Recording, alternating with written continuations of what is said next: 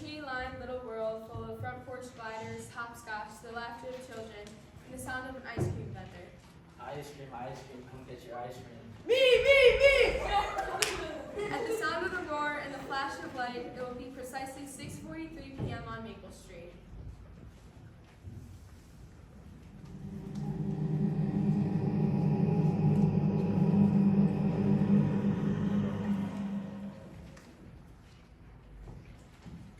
What was that? A meteor?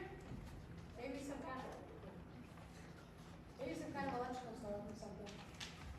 Down seemed like the sky just blue as anything.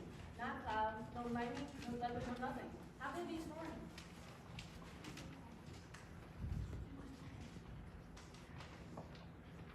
Maple Street, 6:44 p.m. on a late September evening. Maple Street in the last calm and reflective moment, before the monsters came. Operator, something's wrong on the phone. Steve, the power's off. I assume our stove just stopped working. Same thing over here. I can't get any of you on the radio. My phone seems to stop working.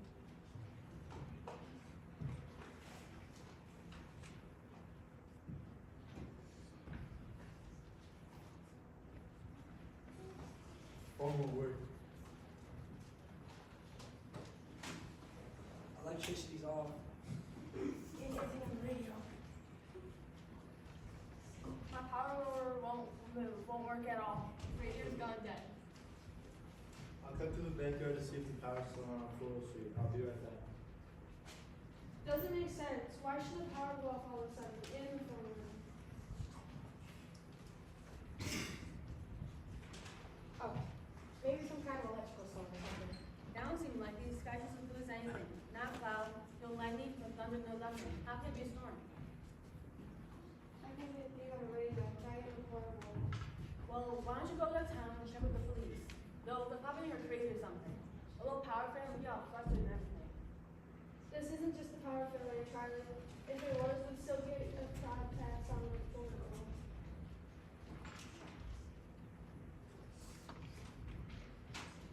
I'll run downtown. We'll get this all straightened out.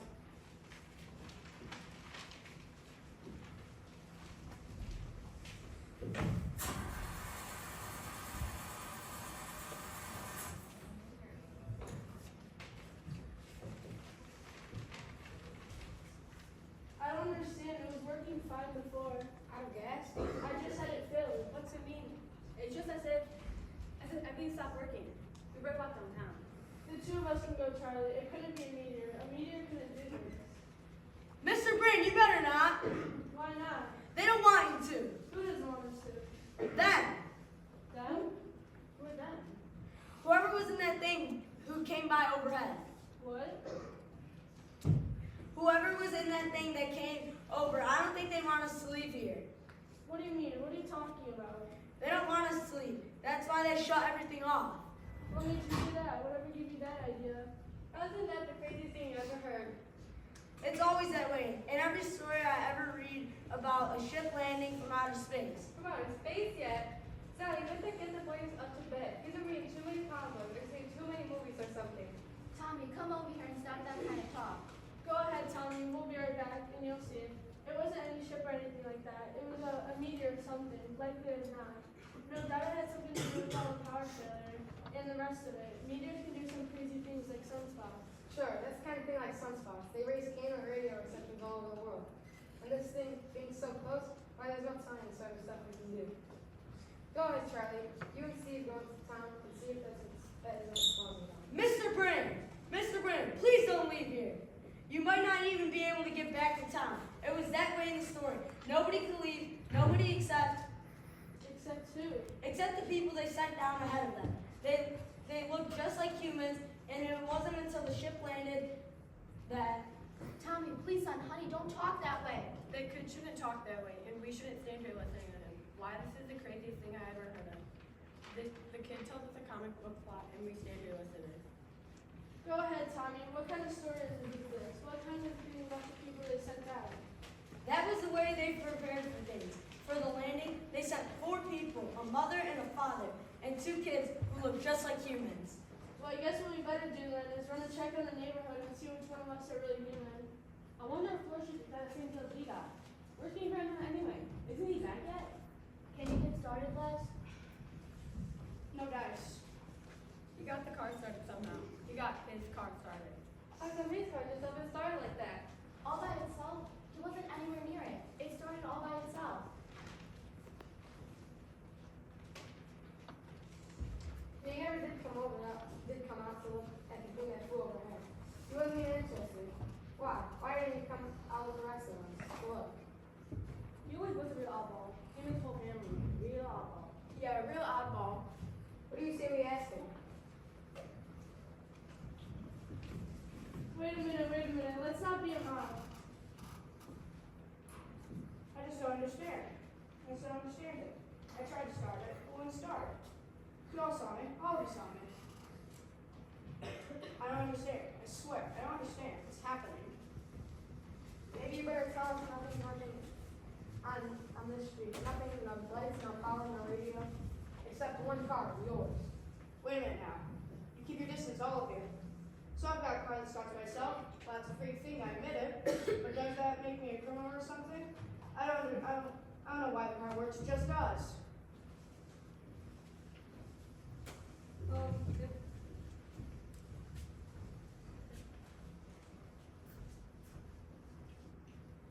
What's it about, Steve?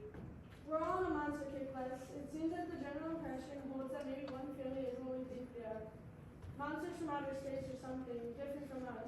Aliens from the vast beyond. Do you know anyone that might fit that description on here on Maple Street? What's this, a gag? Practical joke or something?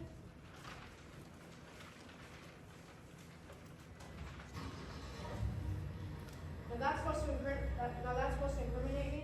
Huh? That the car engine goes on and off and that really does it? Doesn't it? I just don't understand it any more than you do. Look, you all know me. We've lived in this house for 5 years. Right in this house, we're no different from any of the rest of you. We're no different at all. Really, this whole thing is just weird. Well, if that's the case, let's go and explain why. Explain what? Look, let's just forget this. Go ahead. Let her talk. What about it? Explain what? Well, sometimes I go to bed late at night. A couple of times I come out here and see Mr. Goodman here in the wee hours of the morning, standing out in front of his house, looking up at the sky. That's right, looking up at the sky, as if you're waiting for something, as if you're looking for something. She's crazy. Look, I explained that. Please, I can really explain that. She's making it up anyway. I tell her she's making it up.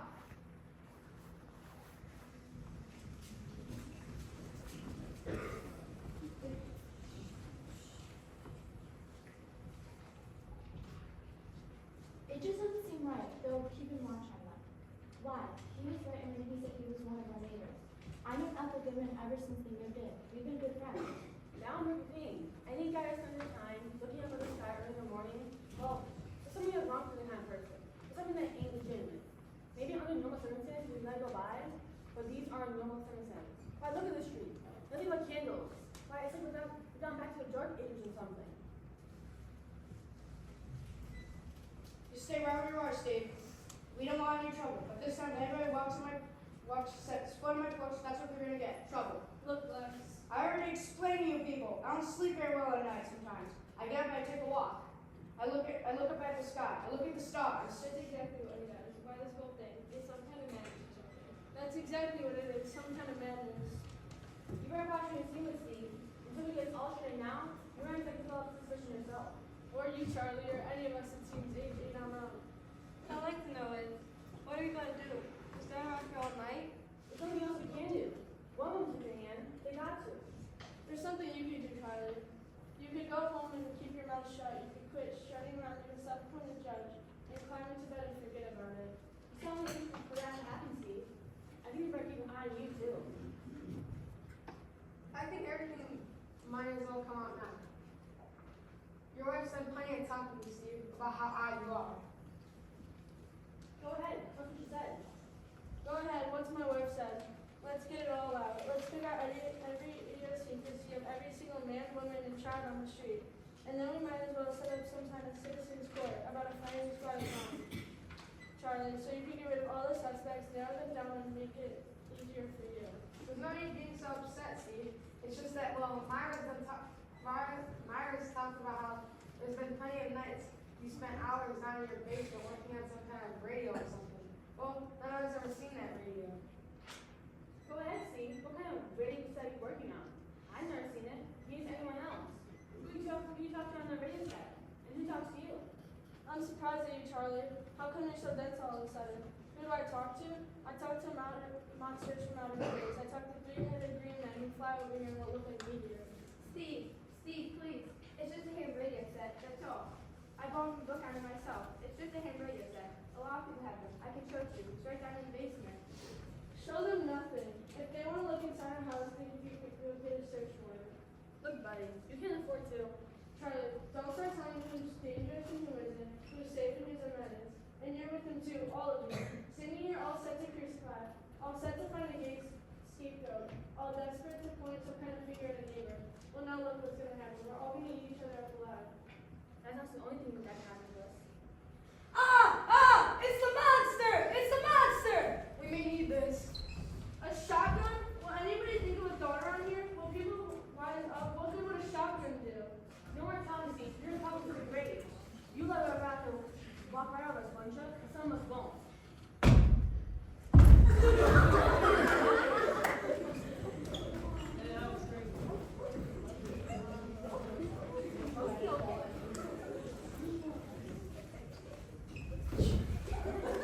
It's P-Man Horn!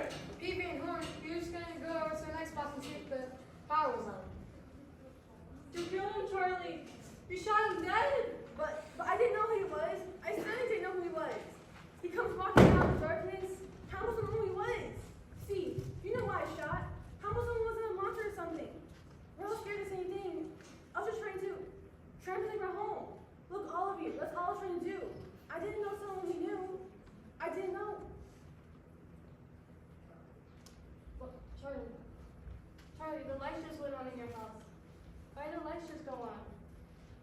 What about it, Charlie? How come you're the only one on the lights now? That's what I'd like to know. You're so quick to kill Charlie. You're so quick to tell us who we had to be careful of. Well, maybe you had to kill him. Maybe he was trying to tell us something. Maybe he found out something and came back to tell us who there was amongst us, who we should watch out for. No, it's something else worse. I don't know why the lights are on. I swear to you, I don't. Someone's got a gag or something. A gag? A gag? Charlie, there's a dead man on the sidewalk and you killed him. Does this look like a gag to you? No, please.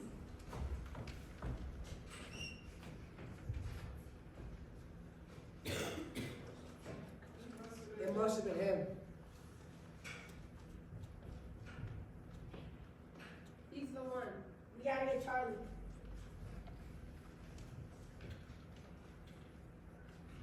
Look, I swear to you, it isn't me. But you know who it is.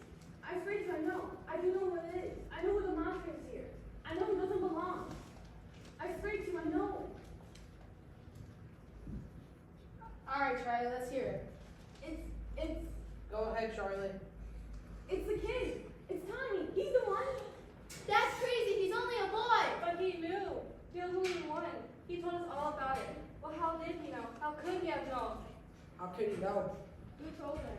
Make the kid answer. It's not the kid. It's Bob Weaver's house. It isn't Bob Weaver's house. It's Doc Martin's place. I tell you, it's the kid. It's Charlie, he's the one. It's you!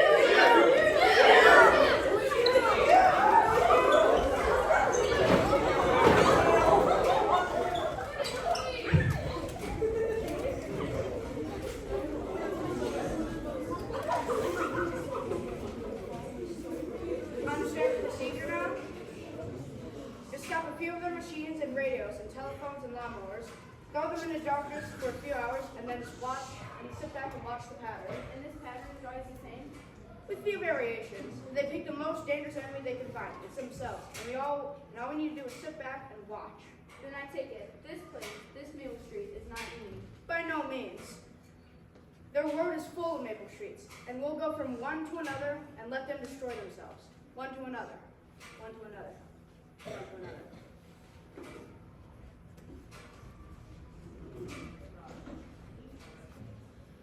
of conquest do not necessarily come with bombs and explosions and fallout.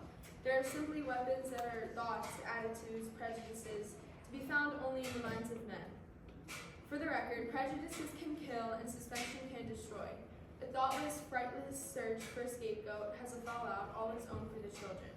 And the pity of it is that these things cannot be confined to the Twilight Zone.